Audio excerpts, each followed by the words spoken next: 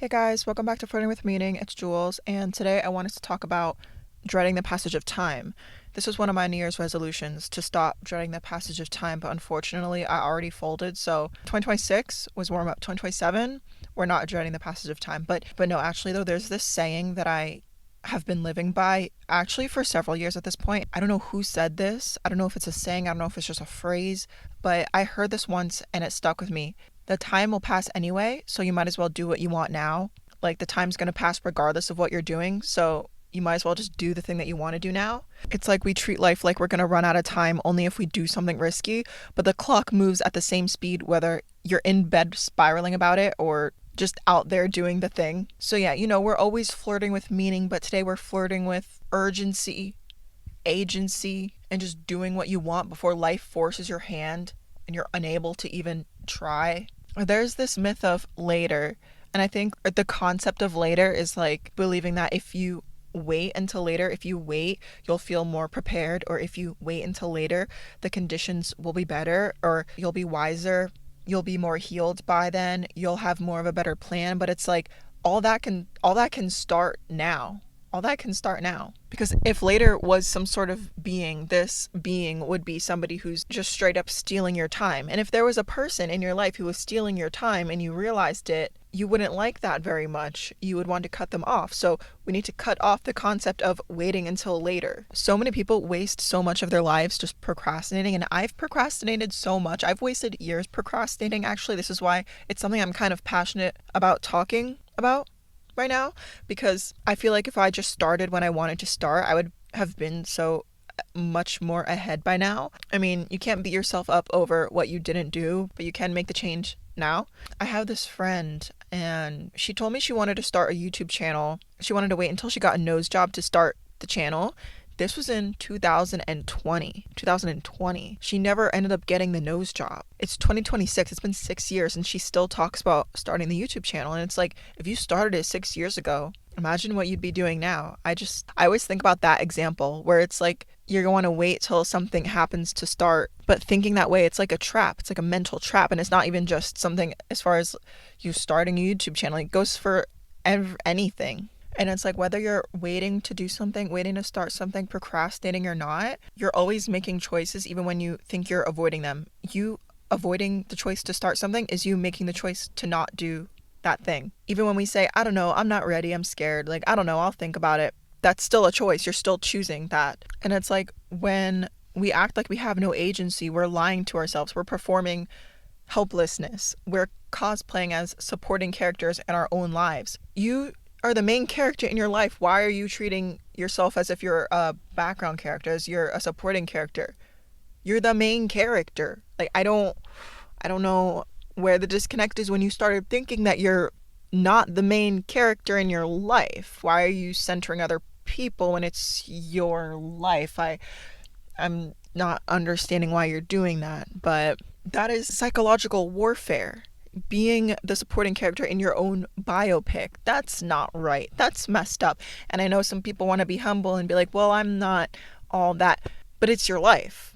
You only get one, you know? You don't have to be like an egotistical maniac to see yourself as the center of your life. I know some people do, but that's not what it means, you know? Some people just take it to extremes. I don't know who said this. I was just doom scrolling probably, but there was a post I saw.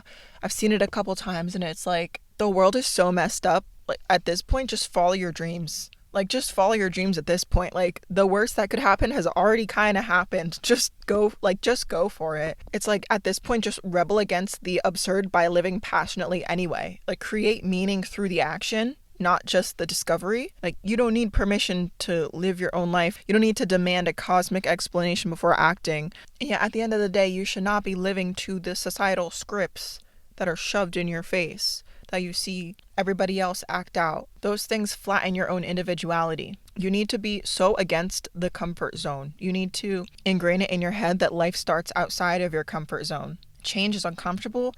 It always will be. And that's what you need to strive for. And you need to chase that. So when you postpone things, you are wasting your life.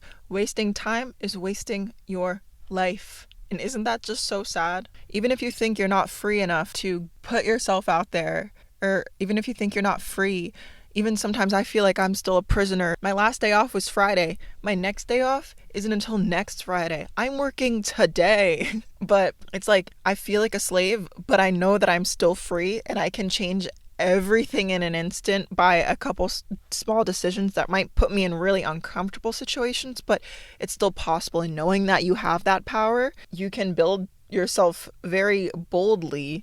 I also want to talk about regret because I think regret ages worse than uncertainty.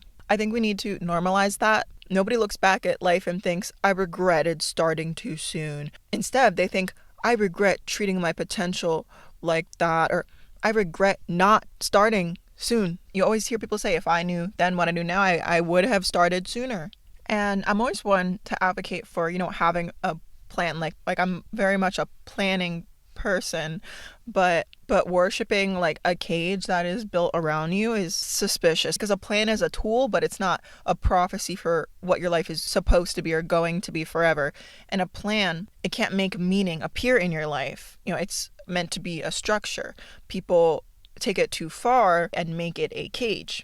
I was looking at reels yesterday. I'm a reel scroller on Instagram reels. I'd be scrolling on reels and I saw this reel. I screenshotted it and it says, if I'm worth anything later, I'm worth something now. For wheat is wheat, even if people think it is grass in the beginning. So if you're waiting until later to do something because you think what you'll be worth then is the same that you're worth now. I mean, people forget their worth a lot. I actually was screenshotting on my reels a lot last night. I kept seeing very prophetic, poetic reels. The other one I screenshotted, it goes, there's a contradiction in wanting to be perfectly secure in a universe whose very nature is momentariness and fluidity. And this one is probably more common. It's the one that's like, I hope I die warmed by the life I tried to live. Me at the betraying myself for nothing awards. This one I really like. It goes, chains are most effective when you convince the prisoner that they're jewelry. That one, that's probably one of my favorites actually. But yeah, I think there's this like widespread kind of belief where if you wait until you're ready, it'll work out better. You're not gonna feel ready. If it's a big change, you're never going to feel ready for a big change. It's always going to be uncomfortable. Readiness is propaganda that we're not falling for. Readiness is like a scam. It's like we feel like we're waiting for the light to turn green, the green light, right?